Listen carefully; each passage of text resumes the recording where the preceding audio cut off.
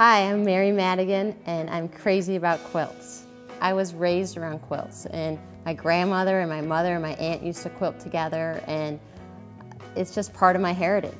I have them on my bed, I use them as wall art, because really quilts are just like art. So when you think of a great quilt, you think of, wow, is it functional? Yes, they can be functional, but they also can be hung in your house, and they could be, I have a quilt on my dog's bed, so if I have some extra scraps, I have one laying down there on Sonoma's bed, and then I also have a quilt on my own bed to keep me warm, very functional.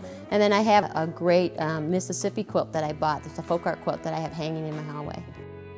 I would say I'm really attracted to the folk art quilts. You know, I love the simplicity of just strong colors and color blocking and just the geometrics. I think they're just gorgeous. They're almost like a painting, like a Rothko painting. It's just, they really move me when I see them.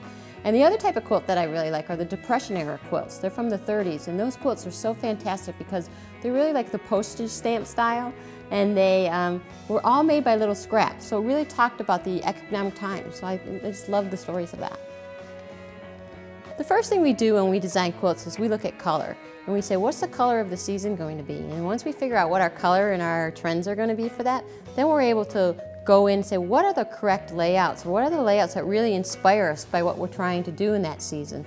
So we basically really study American history in quilts. Well, I'll go back and I'll look through museums, and I'll go into books, I'll go online, and I'll say, what is a quilt that would really feels right for this season? Are we gonna, if it's fall, do we want to go after traditional log cabins? And I'll look at log cabins and then I'll just throw a twist to it. So we might take a log cabin and make it a little cattywampus and just change the patterns and put fresh prints in it, new colors, and all of a sudden it becomes a whole new animal on its own, but it's based in this rich history of the log cabin.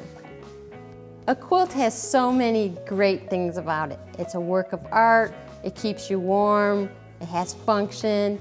They really are about being part of the community. They tell a story, they focus on our family, they focus on history.